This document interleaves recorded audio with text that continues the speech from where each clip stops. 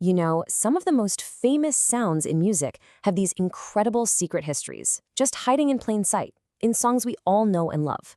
Today, we're going to pull back the curtain on one of the most iconic hooks ever, a sound with a story that stretches across decades.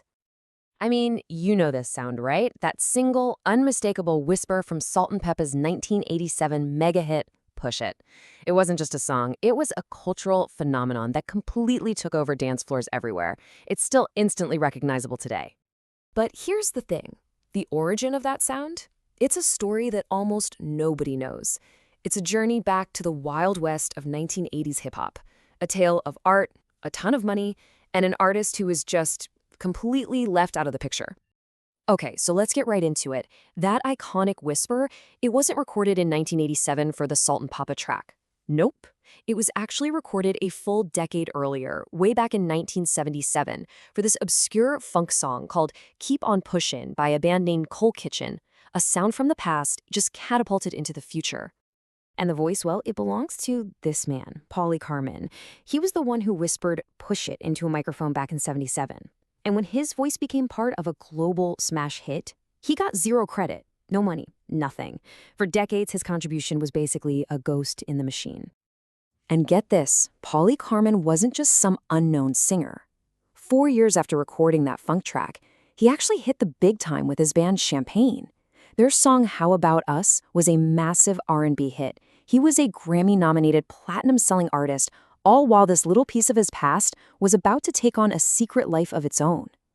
So how could this even happen? How could a piece of a recording just be taken and used without permission, without payment, or even a simple thank you credit? To understand that, we have to go back to the anything goes era of the 1980s. So, at the heart of this whole story is this one technique, music sampling. It's basically the art of taking a little piece of an existing sound, you know, a drum beat, a vocal line, a horn stab, and then repurposing it to create something totally new.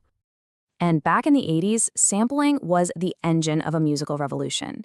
Thanks to new technology, producers basically became sonic collage artists. And this sparked a huge debate. To the original artists, it felt like theft. But to the pioneers of hip-hop, it was this transformative art form. You were creating something brand new from the scraps of the old. The law really hadn't caught up yet, so it was just a creative free-for-all. And just to give you an idea of the scale we're talking about, an album like the Beastie Boys' masterpiece Paul's Boutique was built on hundreds of individual samples, all woven into this dense, brilliant tapestry of sound. It was an absolute artistic high point, but it was also, legally speaking, a ticking time bomb. And, you know, a party like that can't last forever.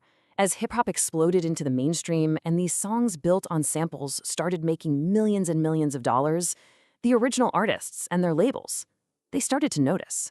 The party was about to come to a screeching halt. 2 court cases changed everything. In 1989, the band The Turtles sued De La Soul for a 12-second sample and ended up winning a huge settlement. That was the warning shot. But then, in 1991, came the lawsuit that truly ended the era. Gilbert O'Sullivan versus Biz Markie. And this right here, this was the final nail in the coffin for the Wild West. The judge in the Biz Markie case didn't just rule against him. He opened his decision with a quote from the Bible, "Thou shalt not steal." The message could not have been clearer. From that moment on, every single sample had to be legally cleared. The rules of making music had been rewritten forever. So how did that one court case change the world we're living in today? Well, it created a completely new landscape for artists and producers. So what does sampling look like now? Well, the difference is just it's night and day. What was once this creative free-for-all became a total legal minefield. Getting permission or clearance went from being an afterthought to a mandatory, super complex, and often incredibly expensive process. And when I say expensive, I mean you could be giving away the farm. For artists today, sampling a famous song isn't about a small fee.